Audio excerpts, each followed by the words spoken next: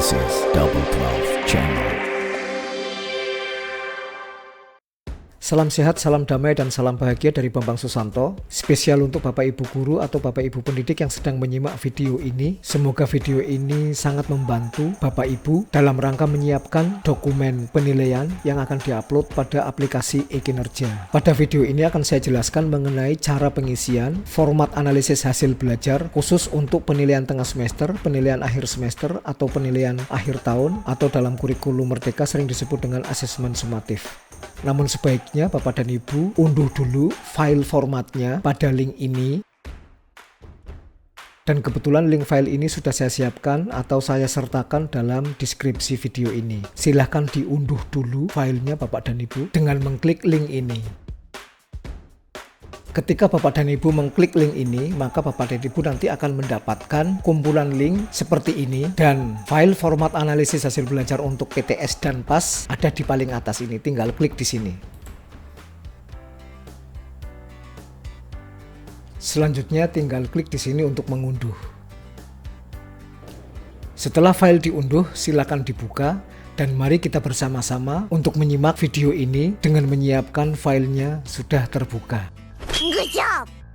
Seperti biasa kita mulai dari halaman menu atau halaman identitas. Untuk mengganti identitas yang ada di menu ini untuk disesuaikan dengan sekolah Bapak Ibu tempat mengajar. Bapak dan Ibu bisa mengganti ini untuk PAT atau PTS. Kemudian nama sekolah bisa diganti. Atau ini di sini mungkin mau diganti nama madrasah begitu. Mata pelajaran juga bisa diganti, semester diganti, tahun pelajaran bisa diganti, ditulis ulang bila mana kita memerlukan di masa-masa yang akan datang. Kemudian ini nama guru, NIP guru, kemudian ini tanggal dibuatnya analisis ini. Kemudian berikutnya adalah tempat di mana sekolah kita berada, bisa desa untuk SD, bisa kecamatan, bisa kabupaten. Saya kira tidak ada masalah, kita bisa langsung mengerjakannya ini di sini. Good job. Setelah mengisi identitas, selanjutnya kita klik ke sheet berikutnya, yaitu untuk mengisi kelas dan siswa yang kita ajar. Klik di sini. Tulis semua kelas yang kita ajar di kolom kelas ini, sebanyak-banyaknya. Bisa kelas 10 semua, kelas 10, kelas 11, kelas 12. Untuk SD kelas 1, kelas 2, kelas 3, kelas 4, kelas 5, kelas 6. Untuk SMP kelas 7, kelas 8, kelas 9 semua. Kemudian KKM kita isikan di sini sesuai dengan jenjang kelasnya. Kalau kelas 10 70, maka kelas 11 mungkin 75, kemudian kelas 12 80, terserah sesuai dengan ketentuan yang disepakati di sekolah Anda. Yang berikutnya, setelah ngisi kelas di sini dan ngisi KKM atau KKTP, selanjutnya kita mengisi daftar siswa mulai dari NIS, nama siswa sampai jenis kelamin untuk seluruh kelas yang kita ajar. Sebanyak-banyaknya kelas yang kita ajar. Dan ingat, seperti biasa Bapak dan Ibu, bahwa jika ada kelas yang siswanya hanya 35 kurang dari 36, maka untuk kelas berikutnya dimulai dari nomor 1 ini.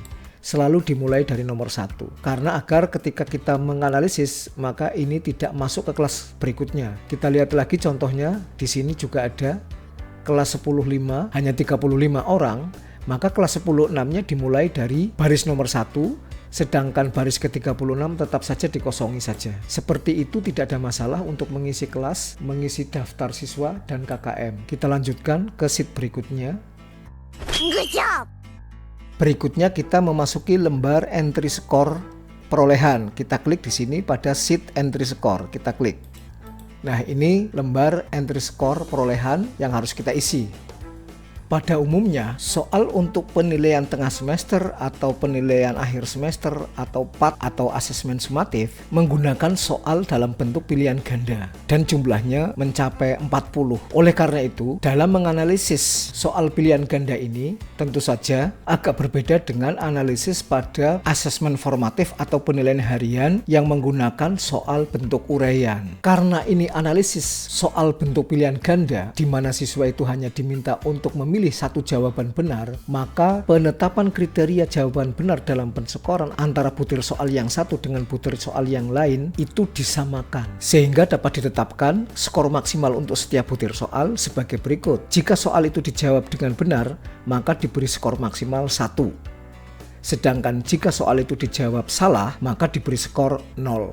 Seperti itu. Bagaimana dengan pembobotannya?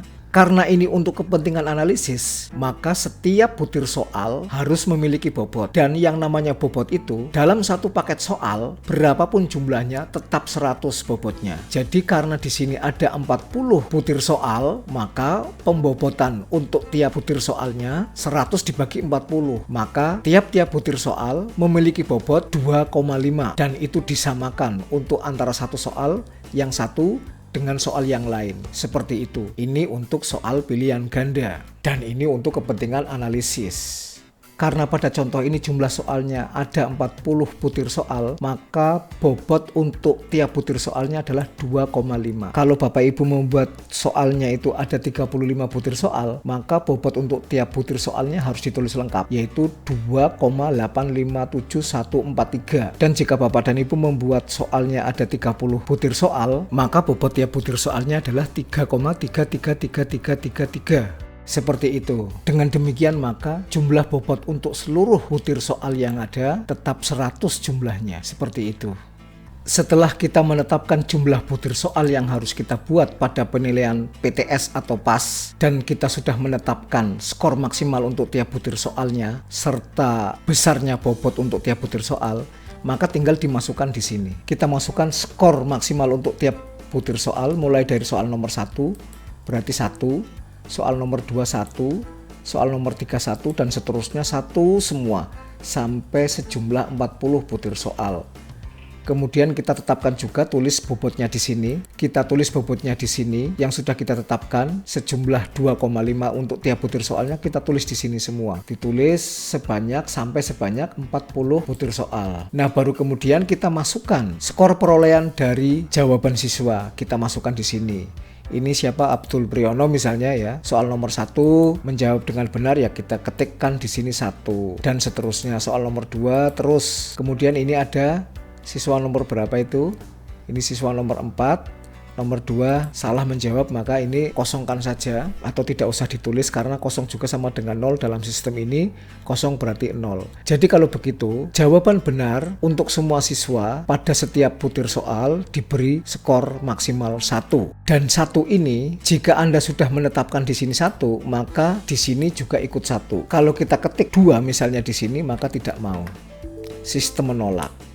Nah, seperti itu. Jadi kalau di sini sudah ditetapkan 1, maka di sini ya harus 1. 0 bisa, kurang dari 1 bisa, tapi lebih dari 1 tidak bisa. Jadi tidak mungkin Anda salah nulis kecuali Anda tidak mengisi sehingga skornya menjadi 0 di sini. Seperti itu. Ini untuk soal PTS, soal PAS, soal PAT atau soal asesmen formatif.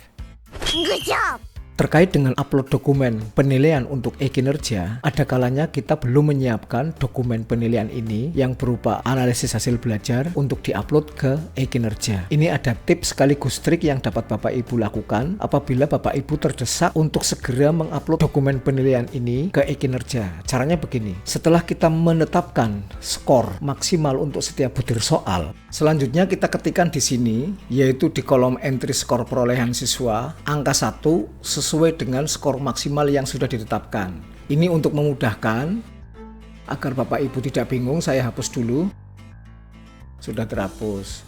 Jadi kita ketikkan angka 1, pada nomor berikutnya juga kita ketikkan angka 1, terus sampai sejumlah soal yang kita buat. Jangan di copy seperti ini, kita Ctrl C lalu copy ke sana.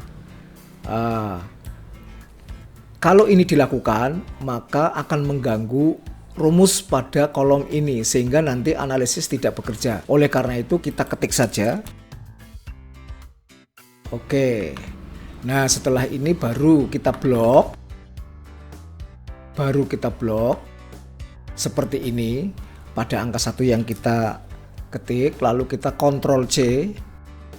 Lalu kita turunkan ke bawah di sini. Kita kopikan. Caranya mengcopy seperti ini, kita kopikan. Oke. Nah, setelah itu kita cari kelas-kelas yang jumlah siswanya hanya 35 orang. Kita delete, berarti ini kan tidak ada anaknya ini. Lalu kita Ctrl C. Kemudian kita cari kelas lain lagi yang sama, yang jumlah siswanya cuma 35. Lalu kita pastekan dengan Ctrl V. Kita cari lagi, di sini ada, ya ini ada, ya berikutnya lagi ini, oke, ini, oke, anggap saja kita semua sudah memilih kelas-kelas yang jumlah siswanya hanya 35 saja. Kemudian yang berikutnya kita rekayasa seolah-olah ada anak yang tidak tuntas. Kita hapus jawabannya, seolah-olah ini anak ini tidak tuntas. Ini sudah menunjukkan tidak tuntas, T berwarna merah. Kemudian di sini kita ambil juga, nah ini ada anak yang tidak tuntas, terserah seperti itu. Yang penting ada yang tidak tuntas, seperti itu. Baik, ini sudah ada ditunjukkan di sini anak-anak yang tidak tuntas. Berikutnya kita rekayasa lagi seolah-olah ada peserta didik yang tidak mengikuti ulangan atau penilaian.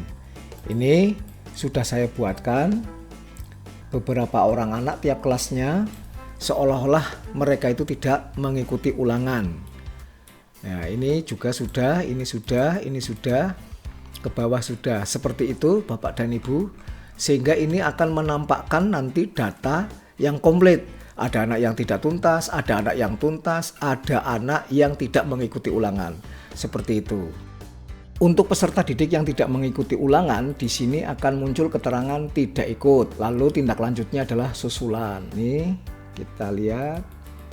Ya, ini ada sudah terdapat keterangan di sini untuk anak-anak yang tidak mengikuti. Jadi analisis ini nanti akan memberikan gambaran yang betul-betul komplit dan real. Meskipun ini adalah rekayasa untuk kepentingan upload dokumen penilaian ke e-kinerja, seperti itu. Berikutnya setelah kita selesai mengisi ini, skor perolehan untuk setiap siswa, berarti ini tugas kita sudah selesai. Pekerjaan kita sudah selesai. Kita tinggal ke lembar atau ke halaman analisis hasil belajarnya. Kita klik di sini. Nah, di sini akan muncul semua data skor perolehan untuk tiap kelasnya. Kita mulai dari kelas 10 1 saja dulu. Kita klik di sini untuk mencari kelas. Ini gambaran kelas 10 1. Kemudian berikutnya gambaran kelas 10-2 ini, kemudian gambaran 10-3 dan seterusnya. Nah, setelah itu kita kembali ke 10-1 dulu. Kita kembali ke 10-1. Nah, kemudian ini kita simpan. Hasil proses analisis ini kita simpan dalam bentuk PDF, yaitu tinggal klik di sini di tombol BS. Klik. Oke, tersimpan. Ini kita buka 10.2 lalu kita simpan, kita buka 10.3 lalu kita simpan seperti itu. Nah, di mana letak file ini yang berupa PDF ini akan bergabung dalam satu folder dengan file ini. Nanti kita lihat di mana file PDF ini tersimpan. Setelah kita mencetak dalam bentuk PDF proses analisis hasil belajar, kita ke hasil, kita lihat ke hasilnya. Kita lihat ke hasilnya di sini. Nah, ini hasilnya. Ini pun sama. Untuk mencari kelas, kita klik di sini tombol ini, tombol anak panah ke atas dan ke bawah. Kita klik hasilnya untuk kelas 10.2, 10.3 dan seterusnya. Nanti kalau kita mau menyimpan pun tinggal klik di sini. Tinggal klik di tombol BS ini. Kita klik, simpan, kemudian klik lagi, cari kelas lagi, kita simpan, cari kelas berikutnya lagi, kita simpan, cari kelas berikutnya lagi, kita simpan, dan seterusnya seperti itu. Nah, setelah selesai itu, mencetak dalam bentuk PDF semua, kita ke laporan remedinya. Kita cari kelasnya dulu. Ya, ini kelas 10.1. Remedinya mau dalam bentuk apa? Di sini ada pilihan.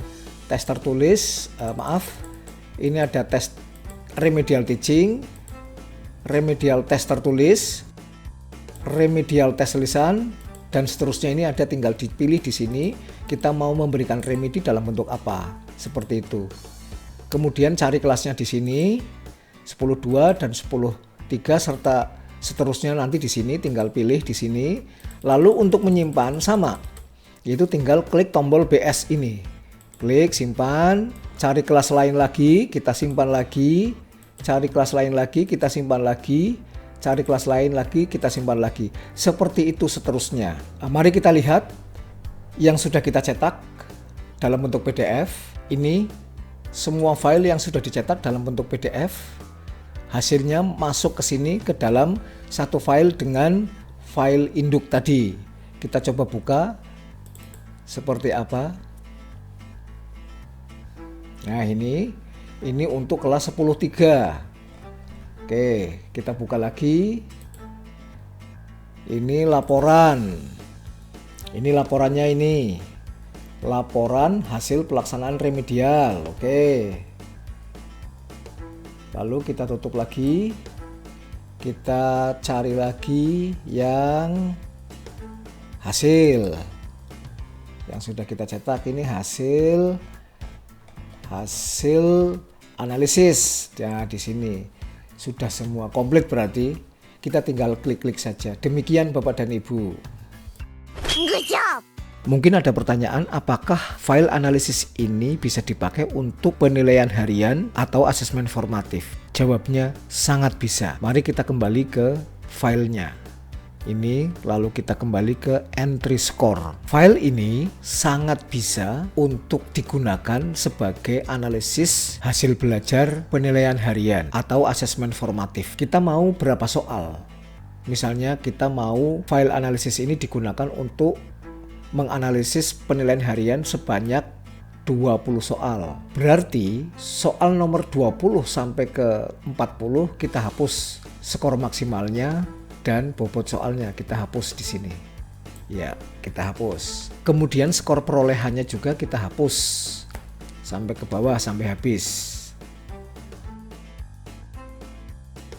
Nah, jadi yang tersisa ini adalah soal nomor 1 sampai dengan soal nomor 20. Namun perlu diingat bahwa dalam penilaian harian atau dalam asesmen formatif menggunakan soal uraian, bukan soal pilihan ganda. Oleh karena itu, kita harus menetapkan dulu skor maksimalnya berapa di sini untuk tiap butir soal. Namun dalam sistem ini sudah saya buat skor minimal 0, skor maksimalnya 5. Jadi hal ini untuk meringankan kita agar dalam menetapkan skor tidak terlalu banyak. Saya patok minimal 0, maksimal 5. Kita tentunya juga masih ingat bahwa pengertian skor di sini adalah kriteria jawaban benar yang ditentukan oleh guru untuk setiap butir soal. Adapun berbagai bentuk kriteria tersebut antara lain kaidah bahasa yang digunakan untuk menjawab soal, jumlah item sebagai jawaban, sintak atau prosedur dari suatu proses yang ditulis dalam jawaban, sistematika urutan jawaban, dan lain sebagainya. Dan Anda juga bisa melihat mengenai penskoran ini pada video sebelumnya mengenai analisis juga. Selanjutnya dari kriteria yang ditetapkan oleh guru tersebut sebagai skor dikonversi ke dalam angka lalu dimasukkan ke kolom skor maksimal ini. Misalnya pada soal nomor 1 kita beri skor 4, nomor 2, 3. Seperti ini. Setelah skor ditetapkan dan ditulis di dalam kolom skor maksimal, kita tetapkan juga bobot tiap-tiap butir soal. Jika ini mau dipukul rata, ya boleh saja, tetapi tidak adil tentunya karena ini merupakan soal uraian. Maka kita buat bobot ini untuk 20 butir soal ini, yang penting jumlahnya 100. Jumlah dari nomor 1 sampai nomor 20, yang penting jumlahnya 100, seperti itu. Silahkan tetapkan bobotnya untuk tiap butir soal masing-masing. Sebagai contoh, saya buat seperti ini. Untuk masing-masing butir soalnya. Langkah yang terakhir untuk menyelesaikan analisis hasil belajar ini, untuk soal uraian, kita masukkan skor perolehan siswa. Agar Bapak Ibu tidak bingung, ini saya hapus dulu. Selanjutnya, kita ikuti dulu skor maksimal yang ada di sini. Kalau di sini 4, kita tulis 4. Nah, kemudian kita blok, kita copy ke bawah. Seperti itu. Lalu biasa kita buat rekayasa seolah-olah ada siswa yang tidak tuntas dan ada siswa yang tidak mengikuti. Ini sudah saya rekayasa. Di sini ada siswa yang tidak tuntas, ada siswa yang tidak masuk, dan ada siswa yang tuntas tentunya. Seperti ini. Dengan demikian, ketika kita sudah mengisi skor perolehan atas jawaban siswa, maka selesailah sudah tugas kita untuk membuat analisis hasil belajar. Selanjutnya kita lihat hasilnya di analisis hasil belajar kayak apa. Nah ini untuk kelas 10.1 ya, ini hasilnya seperti ini. Ada yang remedi, ada yang pengayaan, ada yang tidak ikut. Kemudian kita lihat di 10.2. Di 10.2 ini ada yang juga sama. Ini ada yang remedi, ada yang pengayaan, ada yang tidak ikut, dan seterusnya. Nah ketika kita sudah menyelesaikan ini, kita simpan dengan klik tombol BS seperti biasa. Setelah itu kita lihat hasilnya kayak apa untuk 10.1. Ya ini hasilnya 10.1. Kemudian 10.2,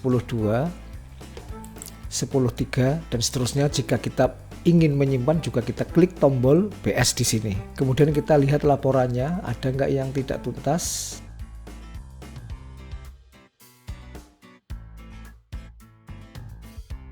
Satu ada 8 orang, 10.2 7 orang, 10.3 10 orang, 10.4 8 orang, dan seterusnya. Dan ini juga ketika kita mau menyimpan, kita klik tombol BS.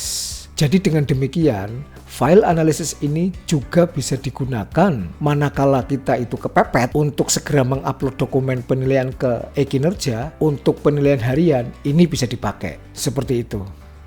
Demikian Bapak dan Ibu, semoga ini bisa bermanfaat untuk meringankan tugas dan beban kerja Bapak dan Ibu. Untuk Bapak Ibu yang mensubscribe dan like, saya mengucapkan terima kasih. Untuk saudaraku yang sedang menjalankan ibadah puasa, saya menyampaikan selamat menunaikan ibadah puasa. Mohon maaf jika saya ada kekeliruan. Terima kasih.